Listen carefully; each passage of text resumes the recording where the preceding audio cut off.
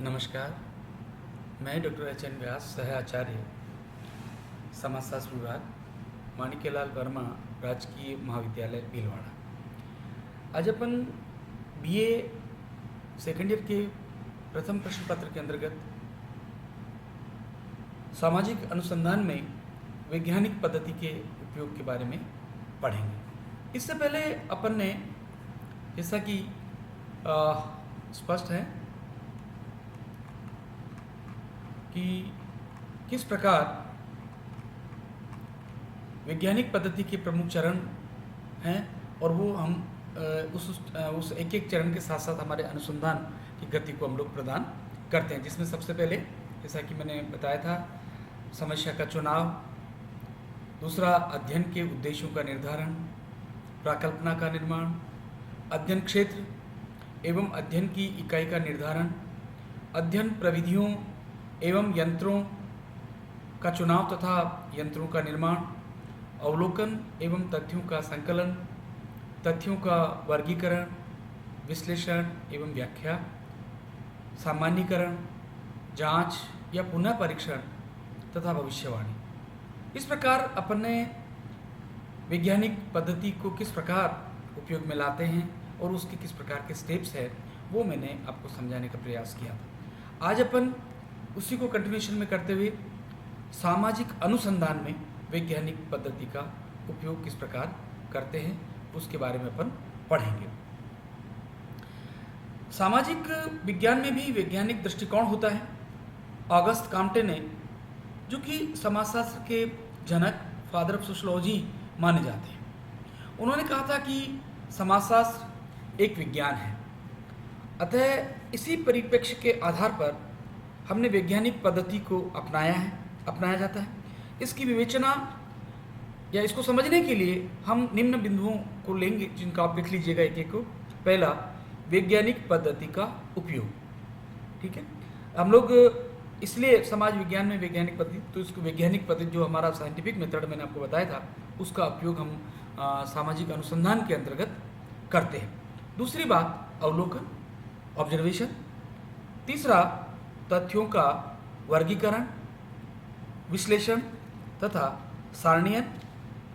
चौथा, प्रकृति तथा सामान्यीकरण। सिक्स्थ, कार्यकारण संबंधों की विवेचना, सिद्धांतों की स्थापना, सिद्धांतों की पुनः परीक्षा संभव, और सिद्धांतों की सार्वभौमिकता, और नेक्स्ट है भविष्यवाणी। इन्हीं बिंदुओं के आधार पर, इसका डिटेल में अपन जाएंगे। उससे पहले बता दूं कि इन्हीं बिंदुओं के आधार पर हमारे सोशियोलॉजी को हम लोग साइंटिफिक सोशल रिसर्च के नाम से भी कहते हैं। पहली बात, इन्होंने कहा कि वैज्ञानिक पद्धति का प्रयोग, यूज ऑफ साइंटिफिक मेथड, कि हमारी जो सामाजिक अनुसंधान है वो साइंस किस है। सामाजिक विज्ञान में सामाजिक संबंधों, सामाजिक व्यवस्थाओं, घटनाओं एवं समस्याओं आदि का अध्ययन वैज्ञानिक पद्धति के अनुसार करते हैं। सामाजिक विज्ञानों का अध्ययन वैज्ञानिक पद्धति के सभी चरणों के आधार पर किया जाता है। सामाजिक विज्ञानों का सामाजिक अनुसंधान में यंग, गुडे, हार्ट, लुंडबर्ग, कुक आदि के अनुसार सामाजिक विज्ञान में समस्या का अध्ययन क्रमबद्ध और व्यवस्थित रूप में ही नहीं किया जाता है, बल्कि वैज्ञानिक सिद्धांतों का निर्माण भी किया जाता है। इन सिद्धांतों की वैज्ञानिक पद्धति के आधार पर जांच की जाती है, उनमें संशोधन किया जाता है।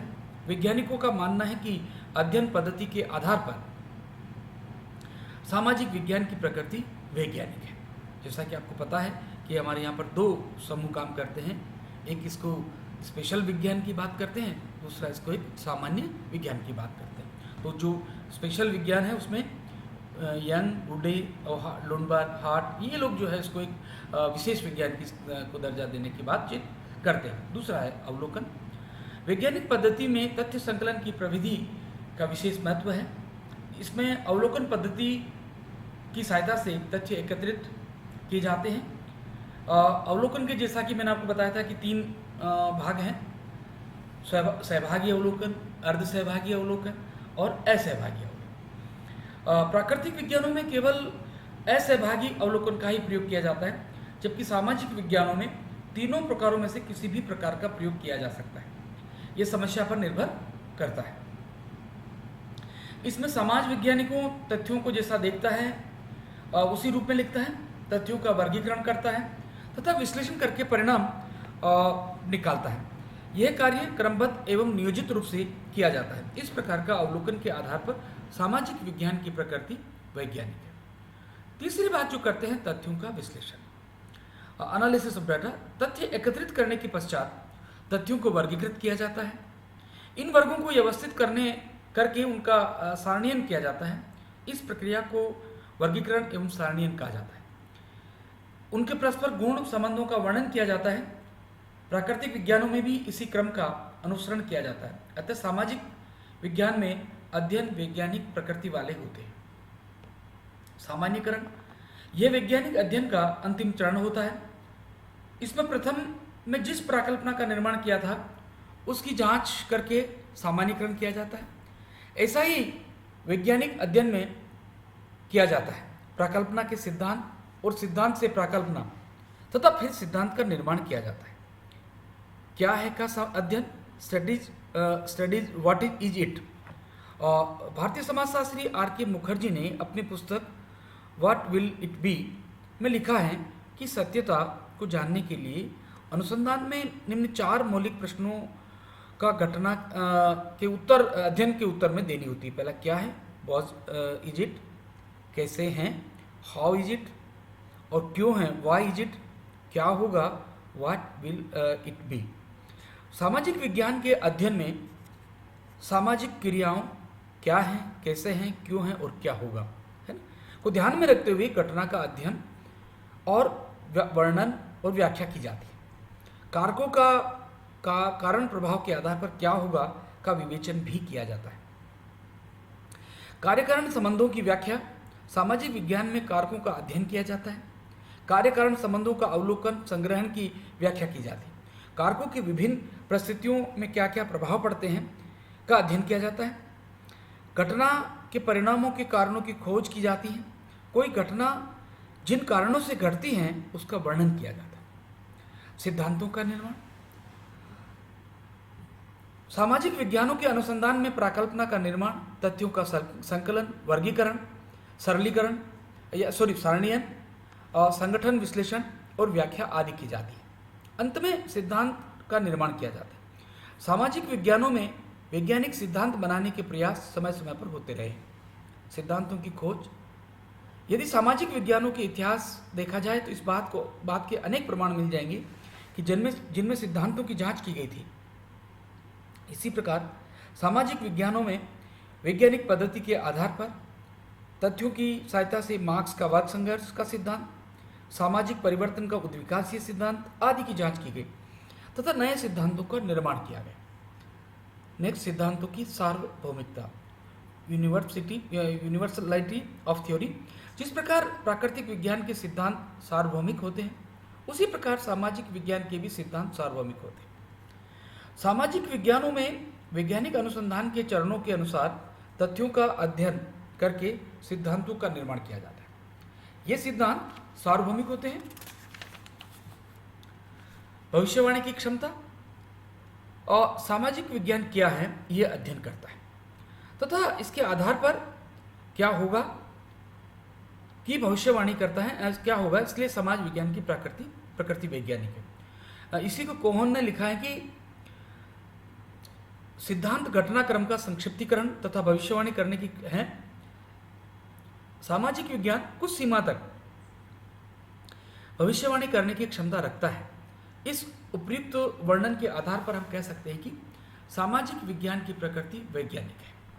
सामाजिक विज्ञान की कुछ लिमिटेशंस हैं, वो इस बात को बताते हैं कि इसमें कुछ कारण हैं जिसको अपन वैज्ञानिक नहीं माना जा सकता। पहला, सामाजिक घटनाओं की प्रकृति बहुत जटिल है। दूसरी चीज ये बताते हैं कि सामाजिक घटनाएं बदलती रहती हैं। सामाजिक घटनाओं में सार्वभौमिकता का अभाव पाया जाता है ना। तीसरा,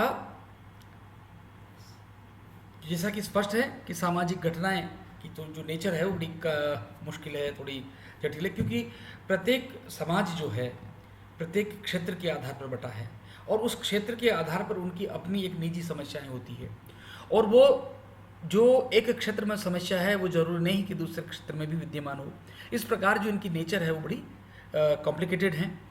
दूसरी बात ये कहते हैं कि सामाजिक घटनाएं बदलती रहती है, इसमें सार्वभौमिकता का अभाव पाया जाता है। जिस प्रकार की हम साइंस की बात करते हैं, जब हम ऑक्सीजन निर्माण की बात करते हैं कि हाइड्रोजन का 2 परमाणु और ऑक्सीजन का 1 परमाणु मिलकर जो है ऑक्सीजन का निर्माण होता है, वो चाहे हम लोग जम्मू कश्मीर में जाकर उसको बनाएं या भारत में या राजस्थान के रेगिस्तान में ले जाकर बनाएं, तब भी वो पानी ही बनेगा।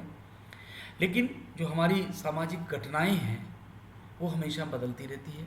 उसको सभी घटनाओं को एक सामान्यकरण करके सभी क्षेत्रों में नहीं बांटा जा सकता या सभी क्षेत्रों में नहीं देखा जा सकता है। सभी क्षेत्रों में अपनी अपनी स्थितियां हैं, वो उसके अनुरूप जोग्राफिकल कंडीशंस होती हैं, कुछ पर्यावरणीय घटनाएं घटित होती हैं, उसके आधार पर सामाजिक घटनाएं प्रभावित होती रहती हैं। जिस प्रकार थार के रेगिस्तान में आपने देखा होगा कि प्रतिवर्ष अकाल पड़ता है, लेकिन परिस्थितियों ने पलटा खाया और अभी इन दिनों वहाँ पर काफ़ी अधिक बारिश भी होने लगी। तो आप इसको जनरलाइज नहीं कर सकते या हमेशा के लिए नहीं कर सकते। इसी तरीके से सामाजिक घटनाओं को नापा तोला नहीं जा सकता। हम लोग सामाजिक घटनाएं किस प्रकार किस क्षेत्र को प्रभावित करेगी ये तो हम कह सकते हैं, लेकिन उसका वेट, उसका लेवल को नहीं देख सकते, क्योंकि ये सभी क्षेत्रों में भिन्न भिन्न हो सकती है। सामाजिक घटनाओं के कार्यकारण संबंधों को ज्ञात नहीं किया जा सकता। पांचवी बात हम लोग कहते हैं, सामाजिक विज्ञानों के पास प्रयोगशाला नहीं है, लेकिन हमारे कुछ समाजशास्त्री कहते हैं ये समाज जो है सामाजिक विज्ञानों की प्रयोगशाला है, लेकिन उस स्वरूप में हम लोग उसको नहीं देख पाते हैं। नेक्स्ट, सामाजिक विज्ञानों में भविष्यवाणी करने का सामर्थ्य नहीं है, इससे भविष्यवाणी नहीं की जा सकती है। तथापि समाजशास्त्रीय अध्ययनों में वैज्ञानिक पद्धति का प्रयोग किया जाता है। इनमें तथ्य संकलन के लिए सामाजिक सर्वेक्षण विधि, वैयक्तिक जीवन अध्ययन विधि के साथ ही समाजमिति, अवलोकन, साक्षात्कार, प्रश्नावली जैसी प्रविधियों का उपयोग किया जाता है। इनमें ऐतिहासिक, तुलनात्मक एवं संरचनात्मक प्रकार्यात्मक उपागमों का सहारा भी लिया जाता है। इनमें से उपयुक्त उपागमों, विधियों, प्रविधियों तथा उपकरणों का प्रयोग करते हुए तथ्य एकत्रित किए जाते हैं। समाजशास्त्रीय अध्ययनों में क्या है में रुचि ली जाती है, नहीं कि क्या होना चाहिए में।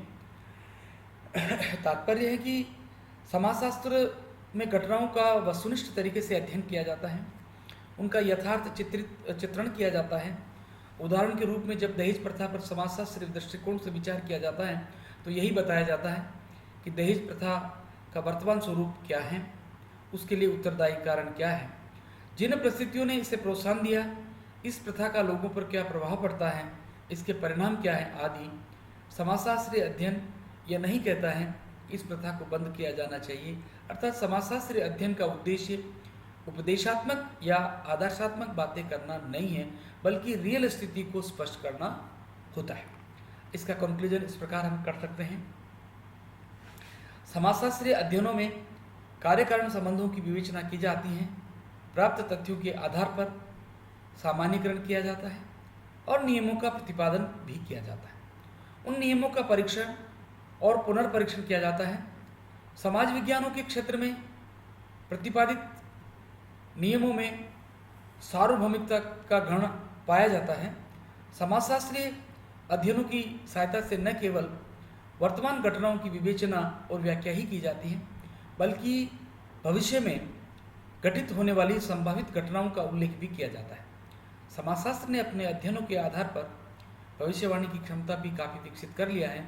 अतः हम कह सकते हैं, चूँकि अनुसंधानों में वैज्ञानिक पद्धति का प्रयोग किया जाता है, अतः अनुसंधानों की प्रकृति वैज्ञानिक है।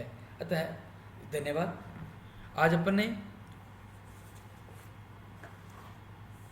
सामाजिक विज्ञान में वैज्ञानिक पद्धति का उपयोग किस प्रकार किया जाता है और ये किस प्रकार विज्ञान है अथवा नहीं, इसके बारे में आज अपन ने अध्ययन किया है।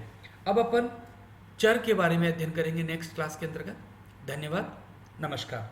इससे पहले मैं चाहूँगा कि कुछ क्वेश्चन आंसर हैं जिसको आप करें। मैं आपको लिखा देता हूँ। वो इस प्रकार है।